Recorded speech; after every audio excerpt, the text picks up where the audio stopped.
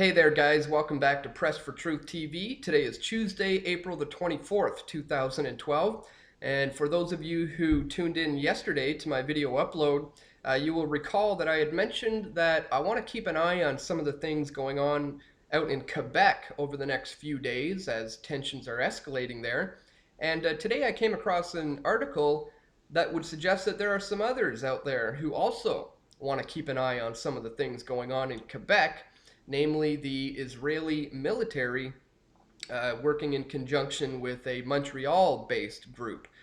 This just out from the Toronto Star, the star.com. Unmanned aerial drone being tested in Quebec for civilian uses.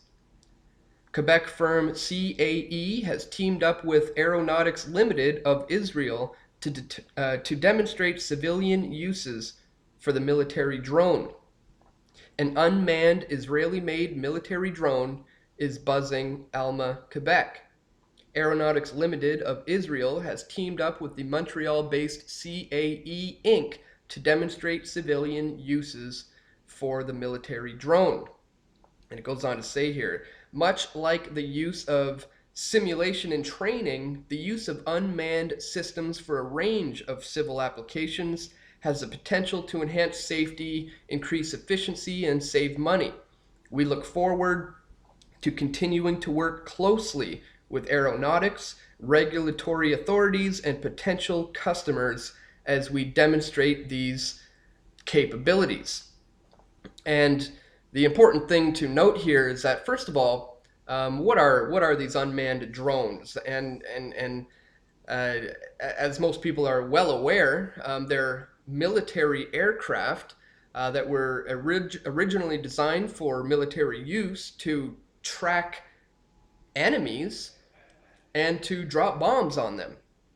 I mean, that's what these machines were designed to do. So it's certainly very troubling when we see them coming over to be used in Canada on civilian populations, because this amounts to the militarization of the police force.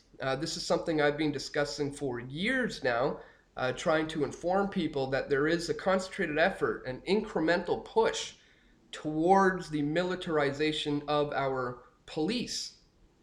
And the reason why I have an issue with that is because the police are there to serve and protect the people. That's their main goals and reasons for existing. The military, on the other hand, is all about fighting an enemy, and that is their main objective. So when we begin to see the police, who are to serve and protect the people, and the military, who are there to fight an enemy, and those lines begin to get blurred, then we can see a serious loss of civil liberties. And again, these things happen incrementally. That's why I like the analogy so much of the boiling frog. And you know, you've most likely heard the analogy where if you put a frog into a pot of hot water, it'll just jump out. It'll realize that this is bad news and it'll get out of there.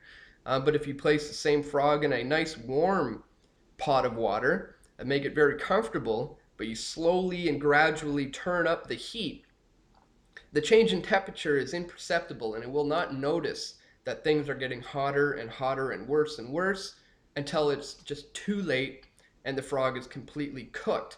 And that's some of the things that we've been seeing over the last decade or so, at least, as far as the militarization of our police. You can see in even the way they look, they're becoming more militarized, and now we are beginning to see the police are going to be using military equipment as well.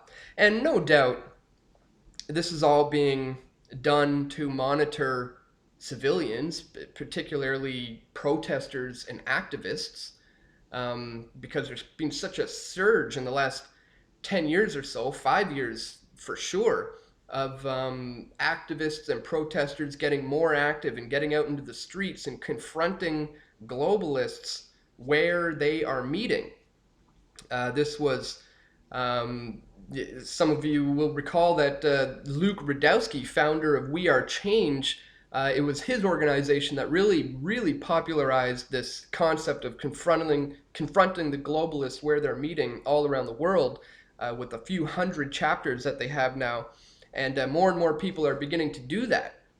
I remember my first time doing something like that was in 2006 when I went to confront the Bilderberg group, where they were meeting in Ottawa at the Brook Street Hotel, and it certainly felt great to be there, to be able to, as they're pulling in and out of the buildings, to let these guys know that we're onto them and we're working hard to expose them. And speaking of that, news just came out today about the location and the dates for the very next Bilderberg conference that is set to come up very soon. Here's an article out from Paul Joseph Watson. And by the way, guys, if you're new to pressfortruth.tv here and you haven't gone back at some of the archives, some of the past shows, I interviewed Paul Joseph Watson. It's probably a month ago or so now. So if you like his work, you're a fan of his articles, and you want to learn more about him and what makes him tick and what motivates him, go to the daily videos section and look back probably a month or so ago, and you'll find my interview with Paul Joseph Watson. But here is an article that he just put out today. Secretive Bilderberg Group set to meet in Virginia May 31st to June 3rd.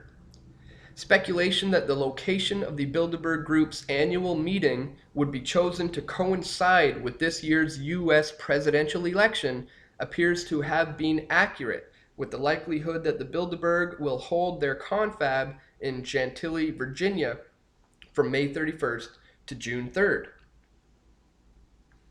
Bilderberg's sleuth Gosling notes that the choice of location will virtually guarantee that people flying into the United States to cover the conference will be met with what have now become the normal U.S. pre-World War III fascist custom checks. And it's a very slim chance that I'm going to get to make it down there to Chantilly, Virginia, near the end of May and early June.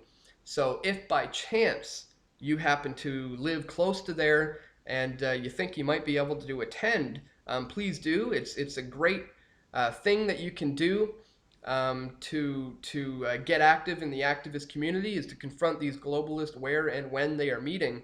So if you do get the chance to arm yourself with the greatest weapon in this info war, the camera, and to be present at that meeting to document it, that would be fantastic. I would love to be able to make it down there. Who knows? Maybe something will come up. Well, I'll be able to go, but it's not too likely. So if there's any of you out there who might think you might be able to go, I would strongly suggest you make the effort to try to get out there, because again, I mean, the Bilderberg Group is made up of presidents and prime ministers and media moguls and heads of finance and just people who are really incredibly powerful and influential and truly have the ability to shape the direction of the world. These are the guys who set foreign policies. They decide the price of oil and the price of gold, and they manipulate the housing bubbles, and